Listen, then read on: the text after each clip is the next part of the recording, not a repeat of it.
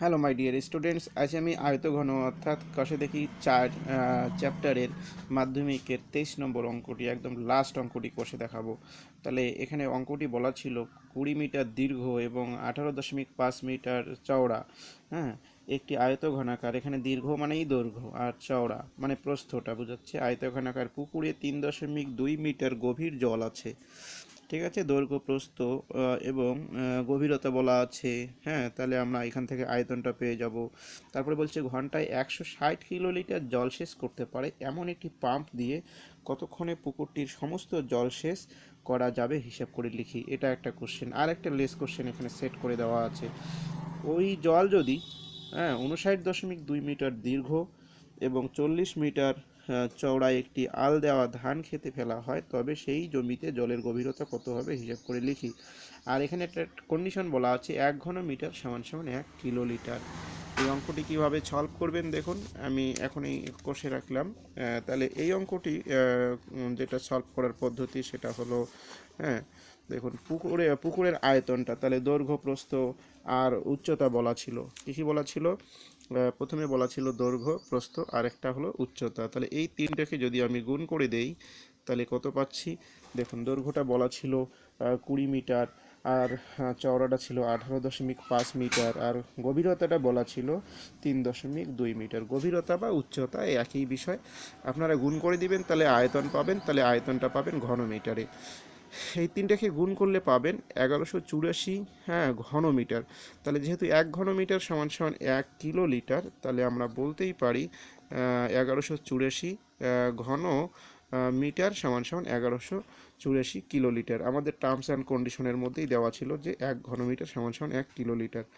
পরে বলা আছে মোট কত সময় লাগবে। দেখুন এখানে 160 কিলোমিটার ঘন্টায় কিন্তু জল সেচ করতে পারে। তার মানে হচ্ছে মানে 160 কিলোলিটার জল সেচ করে 1 ঘন্টায়, সুতরাং 1184 কিলোলিটার, হ্যাঁ, জল সেচ করে কত ঘন্টায়। তাহলে ভাগ করলে পাওয়া যাচ্ছে, বুঝতে পারছেন। তাহলে এটাকে যদি আমরা ভাগ করি তাহলে কত পাবো? প্রথমে আমি এখানে 4 দিয়ে ভাগ করে নিয়েছি, তাহলে কত পেলাম? 4 4 16, অর্থাৎ 40 পেলাম। হ্যাঁ, 4 4 16, তাহলে 4 দিয়ে ভাগ করলে পাচ্ছি আমি 40। হুম, তো 4 দিয়ে ভাগ করে নিয়েছি, 40 পেয়েছি। আর এটাকে 4 দিয়ে ভাগ করলে 4 দুগুণ 8, 11-র মধ্যে 3 বাকি থাকলো, 3 8 38, 4 লং 36, 2 বাকি থাকলো, 2 4 24, 4 6 24, 296 পেলাম।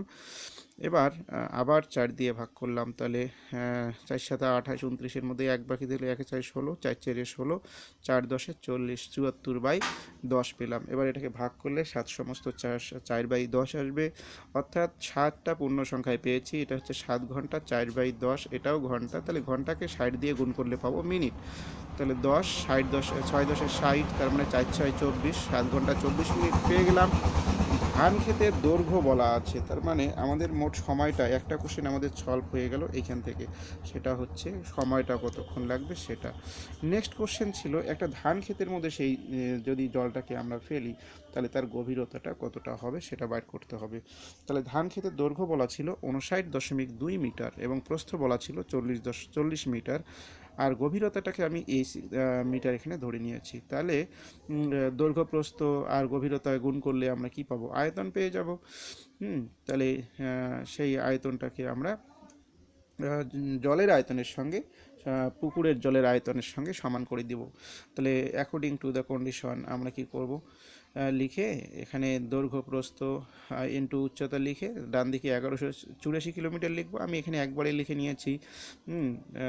তাহলে 40 আর হচ্ছে 59.2 দুইটাকে নিচে লিখেছি, তারপরে দশমিক তুলে দিয়ে উপরে 10 নিয়েছি, নিয়ে 10 4 10 40 কাটাকাটি করে নিয়েছি, আর 592 দুগুণ হয় 1184। আপনারা এখানে গুণ করে দেখুন, 2 দুগুণ কত পাচ্ছি? 4 পাচ্ছি। আবার 9 দুগুণ পাচ্ছি 18, 18-র 8 হাতে থাকলো 1, 5 দুগুণ 10 আর হাতে 11 পাচ্ছি। তার মানে 592 ডাবল হচ্ছে 1184। তো এখান থেকে 2/4 পেলাম। এবার এটাকে 2 দিয়ে কাটাকাটি করলে 2 দুগুণ 4, মানে পাইলাম 1/2, 1/2 মিটার। 1/2 মিটার, মিটারকে যদি 10 দিয়ে গুণ করে নাও তাহলে হবে ডেসিমিটার। তাহলে 10 দিয়ে গুণ করলে কত হবে? 2 দিয়ে 10কে কাটাকাটি করলে 5 দুগুণ 10, 5 ডেসিমিটার হবে। অথবা 1.5 মিটার আসবে, সেটাকে 5 ডেসিমিটার করে দিবেন, ব্যাস এটাই হচ্ছে অ্যান্সার। Thank you.